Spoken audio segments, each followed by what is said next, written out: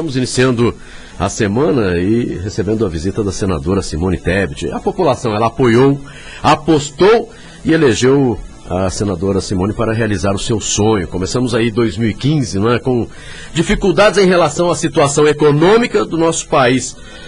Como a senadora Simone Tebet, ela avalia a situação atual do Brasil politicamente e como trabalhar, não é, pelo país e pelo nosso estado, Mato Grosso do Sul, nesse período de dificuldade, hein, senadora? Bom dia, é um prazer recebê-la no Tribuna Livre. Bom dia, Marco Faria, bom dia, Sérgio Cruz, bom dia a todos os ouvintes da Tribuna Livre. Antes de mais nada, dizer que é um prazer poder estar aqui pós-eleição, se me permitirem, né, já que é a primeira vez que volto após a eleição, aproveitar para agradecer através dos microfones aqui da capital, todos aqueles que depositaram seu voto de confiança em mim. Dizer que estamos no Senado, atentos ao momento difícil que o Brasil atravessa, realmente difícil. Não imaginava que fosse chegar num momento tão conflituoso da história do país, mas extremamente otimista. Primeiro, orgulhosa do povo brasileiro, né? Saber que a população, de forma consciente, responsável, equilibrada e pacífica, foi às ruas exigir os seus direitos. Me perguntaram se eu me surpreendi com a manifestação. Eu digo que eu não me surpreendi com ela, já esperava essa multidão falando em nome dos demais que não puderam ir para as ruas. O que me surpreendeu, eu fiquei um pouco receosa, é que foi uma manifestação pacífica, ordeira, e isso me deixou muito orgulhosa. Eu que participei das Diretas Já, do Fora Collor, enquanto adolescente, e hoje ver minha filha, né, indo para as ruas, como eu vi, pedindo para mim, né, e indo se manifestar, me deixou muito feliz de ver essa geração nova aí exercendo seus direitos. Dizer que lá no Senado, mesmo no Congresso Nacional, as coisas estão realmente complicadas. Há um clima muito tenso no Congresso Nacional. Nós não sabemos onde isso vai dar, mas o importante é esclarecer para a população algumas questões. Primeiro, né, me cobram muito, nós não queremos reforma política, né, nós queremos impeachment da presidente. Primeiro, dizer que o impeachment, ele não acontece dentro do Senado, o início dele, né, aceitar ou não o processo de impeachment da presidente, ela acontece dentro da Câmara de Deputados Federais. Então eu sou muito cobrada no Face, nas redes sociais. Nós queremos impeachment, os senadores não podem receber o documento, o processo de impeachment. Isso é uma tarefa da Câmara de Deputados. Depois de recebido, por 2/3 aprovado o processo, vamos realmente aí é que o Senado faz o julgamento final. Realmente a palavra final é do Senado Federal nas decisões políticas. Então eu queria fazer esse esclarecimento. Segundo, dizer para a população que nós estamos atentos. O PMDB tem se posicionado e se posicionado firmemente. Nós temos uma série de medidas antipáticas, vamos dizer assim, e que prejudicam os direitos dos trabalhadores, e nós deixamos muito claro para o governo federal. Eu, particularmente, já tive a oportunidade de pronunciar esse respeito lá, dizendo para o governo federal: faça a sua parte. Depois vem cobrar da população brasileira alguma coisa, porque os erros não foram cometidos pelo cidadão. O governo errou, fazendo uma série de medidas pensando em reeleição, essa é a minha opinião, né? E por isso que eu sou contra a reeleição no Brasil. Já foi importante num momento atrás de fortalecimento, estava falando com o Sérgio, de amadurecimento da democracia, era importante não ficar trocando toda hora. Agora, o Instituto da Reeleição não tem mais nenhuma razão de ser, ela só leva a corrupção, talvez seja o item da reforma mais urgente, que é o que mais faz com que a gente sinta aí o cheiro de corrupção num período eleitoral. Então, são muitas coisas acontecendo dentro do Congresso Nacional, Marcos, e nós temos que ficar atentos. Só para encerrar, eu estava comentando a respeito do PMDB, houve uma reunião assim informal, e nós deixamos muito claro para o presidente, né, através dos líderes, o que nós queremos é que o governo federal corte ministérios. Não é possível, né, nós convivemos com 39 ministros, 39 pastas, 39 aviões, 39 estruturas administrativas, num orçamento como o nosso, que só sobra do orçamento 10%. Apenas 10% dos quase 3 trilhões do orçamento, são 2 trilhões 800 e poucos bilhões, para se fazer investimentos no país. Então nós precisamos no mínimo cortar pela metade. Os 39 reduzir aí para 20 ministérios, enxugar a máquina, cortar do cafezinho à luz, ao telefone, aos aviões e tudo mais, para depois ver o que nós podemos do ajuste fiscal poder aprovar para sairmos dessa crise, porque temos sim uma crise econômica também. Senadora, a senhora falou, por exemplo, em enxugar a máquina, reduzir a máquina e tal. Toda a cobrança é feita em cima do Poder Executivo. Quer dizer, não poderia também, por exemplo, o Poder Judiciário, o próprio Congresso Nacional reduzir também suas despesas, porque a despesa do Congresso Nacional hoje é extraordinária. Sobretudo a Câmara dos Deputados, né? É verdade, Sérgio. Mas o exemplo tem que vir do Executivo. A partir do momento que o Executivo dá o exemplo, os demais têm que seguir. Embora, no Senado, muita economia já foi feita. Nos últimos 2 anos, é uma informação que eu estou passando aqui, porque eu ouvi da boca do presidente do Senado, nas aberturas dos trabalhos, olha como se gastava excessivamente. Olha como esse país é um país rico, só não faliu ainda, porque a riqueza da nossa terra é uma coisa imensa. Houve uma economia nos últimos anos do Senado de 540 milhões de reais, com cortes com passagens, com correspondência, com mesmo em relação a funcionários, houve algumas demissões, alguns cortes em relação a isso. Acredito que dê para se cortar mais também. É importante todo mundo fazer o dever de casa. O que não pode é o trabalhador, o povo brasileiro, pagar uma conta que não é dele. O que aconteceu? A meu ver, para se ganhar a eleição, a reeleição, o Instituto da Reeleição, o governo federal deixou de fazer medidas importantes lá atrás.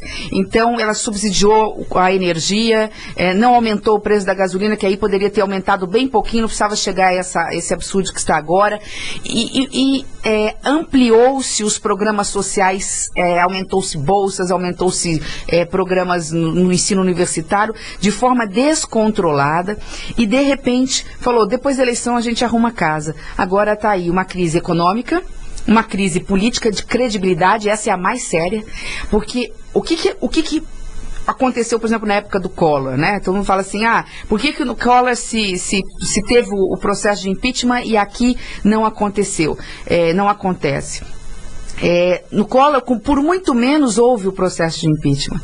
E aqui nós temos todos os elementos que permitem no futuro, hoje nós não temos argumento jurídico ainda, mas permite no futuro chegarmos a um processo de impeachment. Eu não descarto essa possibilidade. Hoje ainda não dá. Não tem elementos jurídicos para se processar. Tem que se achar alguma coisa mais diretamente ligada à presidenta.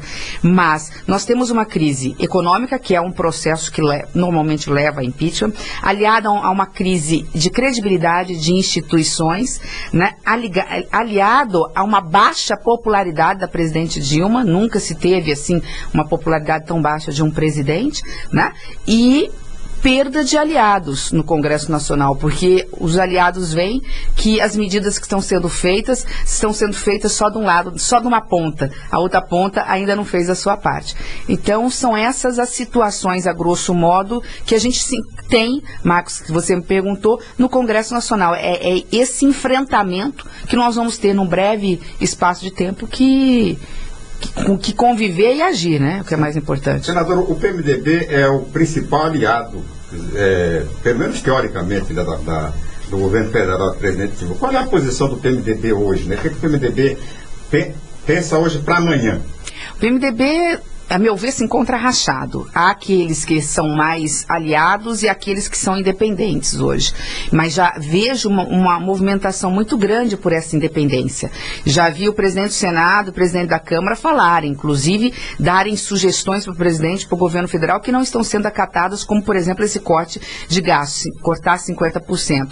Também vejo o PMDB tentando sentar com o governo federal para minimizar um pouco esse pacote de ajuste fiscal que está querendo diminuir a desoneração da folha, tirar direitos trabalhistas, inclusive em relação à pensão, não só aposentadorias.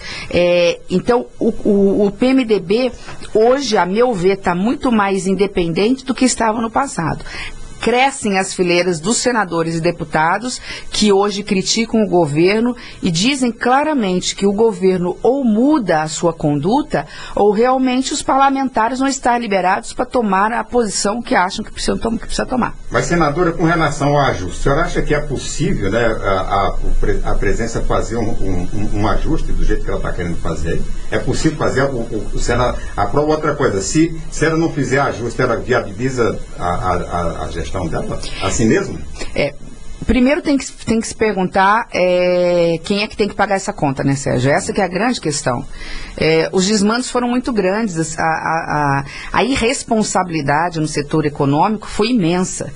Nós sabemos que os reajustes têm que passar alguma coisa. Eu mesmo sentindo que estaremos muitas vezes tomando medidas antipáticas pelo bem do Brasil, eu vou tomar essas medidas. O que nós queremos é salvar o país e o povo brasileiro e garantir um futuro, no mínimo, como está hoje para as futuras gerações, nossos filhos e nossos netos. A gente tem consciência disso. Agora, os ajustes, as medidas provisórias, elas vieram muito rigorosas. Da forma como está, nós temos medo de uma recessão, nós temos medo de uma crise e temos medo até, eu confesso, se o governo federal vai continuar, se a presidente Dilma continua no cargo, se nós aprovarmos as medidas como vieram. Então, hoje nós temos as comissões dentro do Congresso que estão analisando essas medidas provisórias e mesmo o PMDB tem feito propostas junto ao ministro Levi, que é o ministro da Fazenda, para flexibilizar, para amenizar essas reformas. Nós podemos chegar a um meio termo que não fique que o povo brasileiro não se sinta tão prejudicado, principalmente nos direitos trabalhistas. Senadora, o PMDB saiu na frente aí com uma proposta de reforma política. São vários pontos em debate, inclusive esse final de semana o relator da reforma esteve em Campo Grande, reunido com o partido, com o PMDB. Dos pontos indicados dos projetos de reforma do PMDB, o que a senhora concorda e o que a senhora discorda? Por exemplo, na questão da reeleição, a senhora já disse que é contra a reeleição. Financiamento público de campanha, por exemplo. Pois foi muito boa essa pergunta, Sérgio. Primeiro dizer que não vai ser uma reforma política dos nossos sonhos. Nem nós temos clima para isso e temos pressa. Uma reforma política exigiria muito tempo. Segundo, a meu ver, nós temos que deixar de lado aquelas propostas que não atingem diretamente aquilo que o povo que é o combate à corrupção de lado. Vamos deixar as propostas que não resolvam o problema da corrupção e vamos focar naquilo que leva à corrupção, ao Caixa 2, a todas as situações que estão aparecendo aí. O primeiro, a mãe de todas as fontes de corrupção, segundo o ex-ministro do Supremo Tribunal Federal, Joaquim Barbosa, é acabar com a reeleição. Está claro, 2 anos antes da reeleição, alguns fazem o que for para poder ganhar a eleição.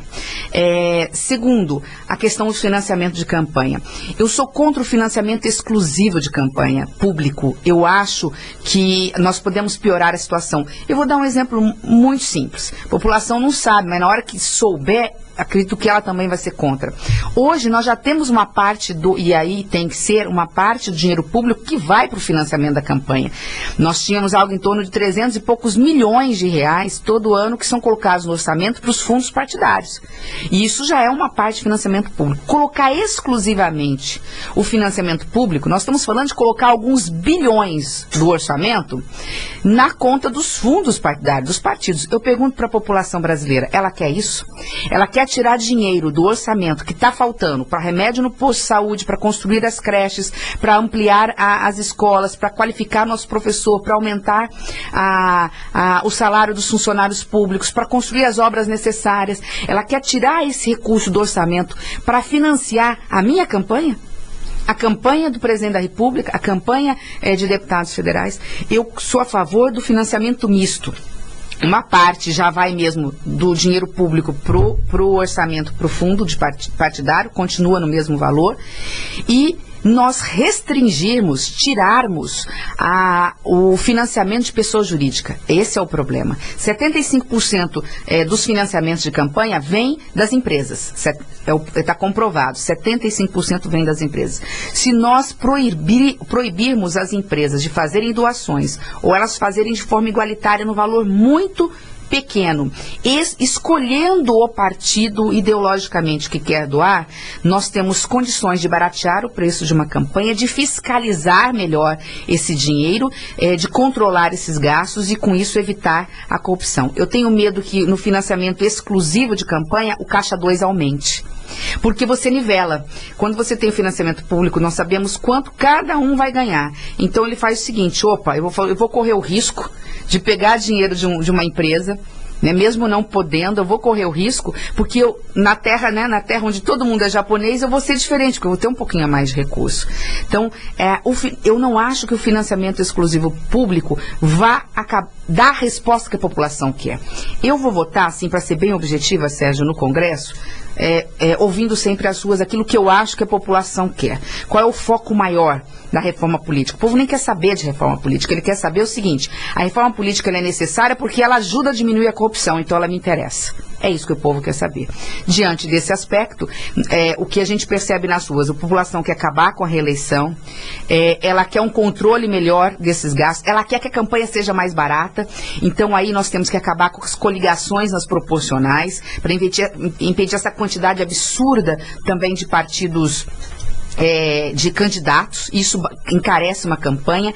Ela quer unificar o calendário eleitoral, ela não quer a cada 2 anos estar indo para as urnas, e aí por isso que o PMDB, ele apresenta uma proposta de nós termos eleição a cada 5 anos, então todos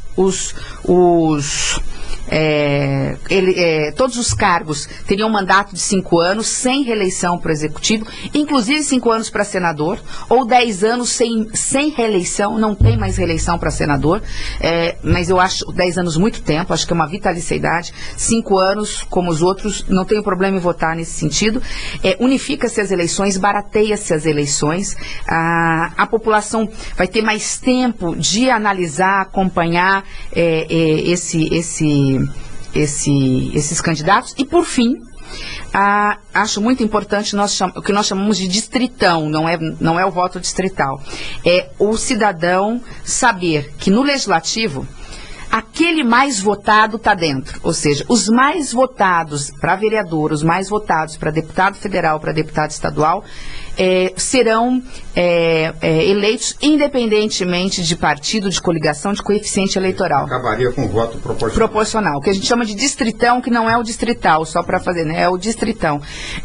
Porque aí você está fazendo o quê? Você está cumprindo a vontade popular, a vontade das pessoas, do eleitor nas urnas. Se ele votou, nós tivemos um caso aqui, né, de um deputado federal, inclusive do nosso partido, Fábio Tradi, que ele teve mais voto, ele foi o 6º ou 7º mais votado, nós somos em 8 lá na Câmara Federal, e ele ficou de fora de uma questão aí de coeficiente de coligação. Acho que são essas as medidas mais importantes. Fim da reeleição, rediscutir financiamento, acabar com a coligação proporcional, permitir no voto distritão que quem teve mais voto, ou seja, obedecer à vontade popular, está eleito. Senadora, quando o governo vai mal, né, uma das atitudes da maioria dos partidos aliados ou muda de posição, vai para a oposição, ou, olha, começamos a votar aqui, cada um pensa o que quer, vota da maneira que quer. O PMDB, neste momento, ele pretende ajudar o governo do PT nessa crise ou vai lavar as mãos? Não é questão de ajudar o governo, é ajudar o país. Não dá para lavar as mãos. Nós não fomos eleitos para isso. Eu, pelo menos, não tenho esse temperamento. Né? Eu aprendi com meu pai que a gente tem que tomar posições. Elas podem até estar erradas e a gente tem que ter a humildade de saber voltar atrás. Isso pode acontecer. Então, acho que é um misto dessas duas coisas. No nosso caso, o PMDB de Mato Grosso do Sul, nós não apoiamos a presidente Dilma, a gente tem que deixar isso muito claro, tanto que nós falamos, nós não queremos cargos, não queremos nada por uma única razão. Nós nem a apoiamos no segundo turno, nós declaramos apoio ao 45, porque no primeiro turno nós não podíamos falar, por conta a gente tinha candidatura própria aqui ao governo do estado, mas nós fomos 45 aqui. Então, o PMDB de Mato Grosso do Sul é um pouco diferente do PMDB em nível nacional. Agora, e respeito o vice-presidente Michel Temer e tudo mais. Agora, o que eu sinto em relação ao PMDB em nível nacional? Alguns estão insatisfeitos mesmo. Estão insatisfeitos não é porque o governo vai mal, é que o governo não nos ouve. Aliado é aliado na tristeza e na alegria. A gente sabe disso, quer dizer, se tiver que morrer na praia, vamos morrer na praia juntos. Eu acho que a política você tem que ter uma coerência. Mas qual é o problema hoje? O governo federal não ouve o PMDB. Nós fazemos sugestões para aquilo que achamos que é melhor para o país e, infelizmente, nós não estamos tendo guarida. O vice-presidente, a todo momento, é tolhido até de participar, às vezes, de reuniões ministeriais. Esquecemos, chama o vice-presidente. Então, quer dizer, e é um homem experiente, com bagagem, preparado, foi vice na primeira, vice agora.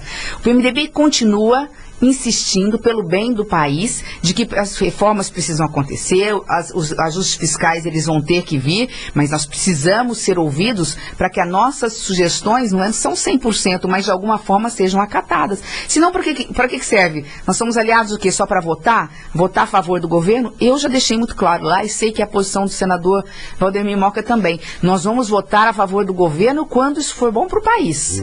Agora, o que não for bom para o país, o que nós acharmos que não está que não é o momento de se votar, que vai ser nocivo a médio e longo prazo, nós vamos nos posicionar diferentes e temos a liberdade, porque o nosso líder do PMDB no Senado, nos dá muita tranquilidade nesse sentido. Ele nunca chegou para mim e falou assim, Simone, vota com o governo este veto, né, ou não vota em tal medida. Ele simplesmente direciona o partido, mas deixa todos os senadores com muita liberdade de, através do seu foro íntimo, dar o seu voto naquilo que acha que é importante. Senadora, a Operação Lava Jato terminou pegando de cheio a cidade de Três Lagoas, né, porque exatamente uma das obras da Petrobras terminou parando e é uma obra que a economia de Três Lagoas nesse momento dependia basicamente dessa obra. O que é possível fazer lá no Senado para reverter essa situação? O bolsão inteiro, né? Até Campo Grande sentiu o reflexo que muita coisa também era comprada, adquirida no comércio aqui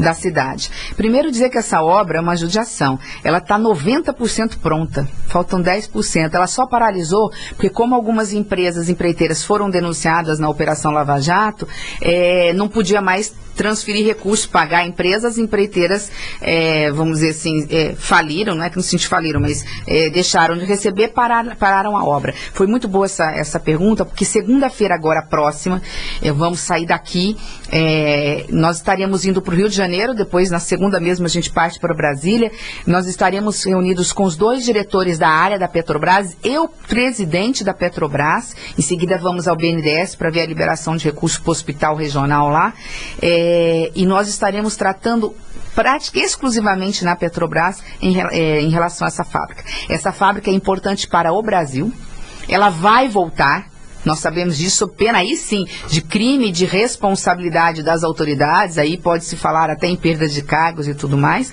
e nós só queremos um cronograma para que o Estado não fique à mercê dos ventos. Nós queremos saber, vai começar no segundo semestre, vai começar nesse semestre, qual que é o cronograma, como que vai fazer, porque tem papagaio na praça, viu, Sérgio? Lá tem 32 milhões de reais que a Petrobras, através das suas empresas, a Petrobras está devendo para os comerciantes, empresários, fornecedores, não só de Três Lagoas, porque encontrei gente daqui, do comércio daqui, que disse, olha, me devem 50 mil, 100 mil, 200 mil, eu sei que são 36 milhões no total, que é o crédito que o Mato Grosso do Sul, através do comerciante, do empresário, tem com a Petrobras. Então essa questão também vai ser discutida. Qual vai ser o cronograma de reembolso? Quando vocês vão estar pagando? E mais importante, né? Essa fábrica, ela tem a capacidade de sozinha diminuir a nossa dependência com o mundo em 50% de fertilizantes que vai na lavoura, na agricultura, na pecuária. Nós hoje compramos do mundo, e o dólar está cada vez mais alto, 70% da matéria-prima dos fertilizantes para usar nas lavouras, na agricultura e também na pecuária do país. Então você faz com que o custo da produção aumente. Qual é a consequência? O supermercado vai ficar mais caro, a cesta básica acaba ficando mais cara para o bolso do nosso trabalhador. Com essa fábrica, sozinha ela pronta, ela vai diminuir nossa dependência com os cartéis internacionais em 50%. O que significa que nós podemos, com isso, falar até, se não em barateamento, em quase que um congelamento de preço dos alimentos. Porque se você não precisa importar em dólar, você vai ter o produto mais barato na porta da tua cidade, do teu estado, da tua fazenda, você vai diminuir o custo da produção de alimentos. Quando você diminui o custo, você não tem por que aumentar o preço no supermercado. Senador, e para encerrarmos, nós sabemos que a senadora Simone Tebet sempre foi muito próxima à população, sempre conversou, né? Qual é o sentimento do povo com relação a essa crise? E o que é que eles pedem para a senadora Simone Tebet? Primeiro, eu participei de campanhas a vida inteira desde pequena com meu pai. Eu nunca vi a população, e eu tenho que dizer que corretamente, não tem por que ser diferente, tão impaciente. Eu só tenho medo que essa impaciência se transforme em uma intolerância, não em relação às pessoas, mas em relação à democracia. E isso nós não podemos aceitar.